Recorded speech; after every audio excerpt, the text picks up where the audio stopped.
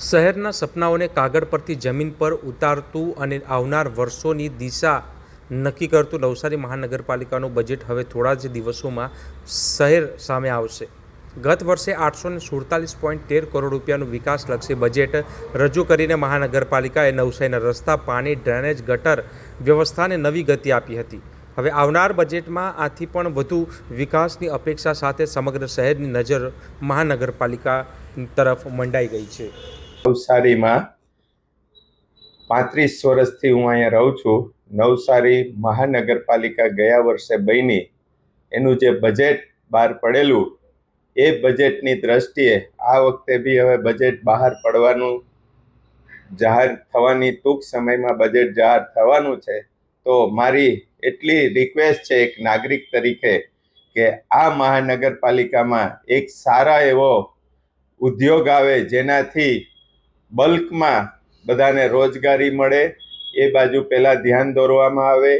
આ મહાનગરપાલિકા બન્યા પછી આ નવસારી મહાનગરપાલિકામાં સારું એવું એક ફૂડ કોર્ટ બને જેના કારણે નાના બી વેપારીઓને એનાથી બેનિફિટ મળે અને આ નાના ફૂડ કોર્ટને કારણે નાના માણસોને રોજગારી મળે એવું આ બજેટમાં જો આગળનો પ્લાનિંગ વિચારવામાં આવે અને આ નવસારી શહેરને બ્યુટીફુલ બનાવવા માટેના જે બી કંઈ જરૂરી ખર્ચો એ કરવામાં આવે એવી મારી રિક્વેસ્ટ છે.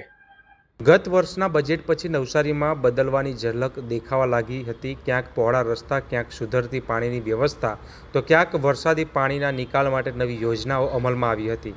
શિક્ષણ, આરોગ્ય, પર્યાવરણ અને ટ્રાફિક જેવી મહત્ત્વની સુવિધાઓ પણ વિશેષ ભાર મૂકવામાં આવ્યો હતો. ત્યારે નવયુક્ત કમિશનર દેવ ચૌધરી દ્વારા રજૂ થયેલા આ બજેટ નવસારીના વિકાસને એક મજબૂત આધાર આપ્યો હોવાનું શહેરીવાસીઓ માને છે. પરંતુ હવે આવનારું જે બજેટ છે તેમાં કઈ રીતના સુવિધા ઊભી થવી જોઈએ, જેમાં શિક્ષણ ક્ષેત્રે શું થવું જોઈએ તેની માહિતી નવસારીના શિક્ષણ સાથે જોડાયેલા અને ગાડા કોલેજના આચાર્ય એવા ડૉક્ટર ધર્મવીર ગુજરે આપી હતી. તો ચાલો જાણીએ. મિત્રો, આવનાર બજેટ નવસારી મહાનગરપાલિકા દ્વારા બહાર પડનાર છે તેમાં મારું શિક્ષણ ક્ષેત્રે એવું માનવું છે કે આવનાર બજેટની અંદર નવસારી મહાનગરપાલિકા શિક્ષણ ક્ષેત્રે ખાસ કરીને વિશાળ લાઇબ્રેરી ઊભી કરી શકે, ડિજિટલ લાઇબ્રેરી ઊભી કરી શકે.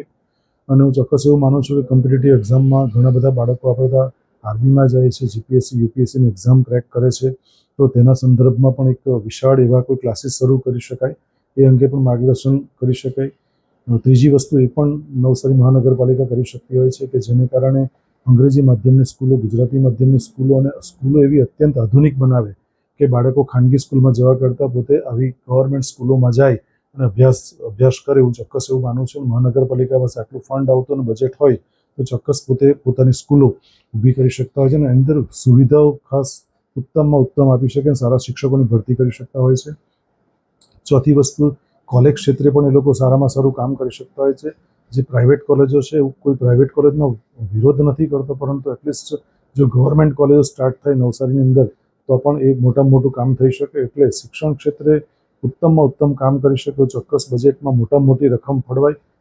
ત્યારે આ રીતે નવસારીના જે બુદ્ધિજીવીઓ છે તેમણે પોતાના જે મંતવ્યો અને તેમના જે પોતાના સૂચનો છે તે રજૂ કર્યા છે કે નવસારી મહાનગરપાલિકા જ્યારે હવે બજેટ બહાર પાડે તેમાં આ શિક્ષણ, આરોગ્ય, રોડ, રસ્તા, પાણી અને સાથે સાથે જે અનેક જે જરૂરિયાતો છે તે પૂરી પાડે. સાથે સાથે રોજગારી પણ એક મહત્ત્વનો ભાગ ભજવે છે કે એવી કોઈક યુનિટ ઊભું કરવામાં આવે જેથી કરીને શહેરીજનો જે રોજગારી મેળવી શકે અને મહાનગરપાલિકાને પણ સારી એવી આવક મળી શકે તેવા વિકલ્પો ઊભા કરવામાં આવે તેવી લોકો માંગ કરી રહ્યા છે.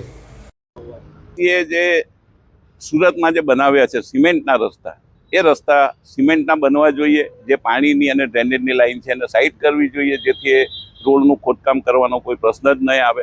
અને સિમેન્ટના રસ્તાનો એક ફાયદો એ છે કે જેટલું પાણી એની પર પડશે એટલું એ મજબૂત થશે.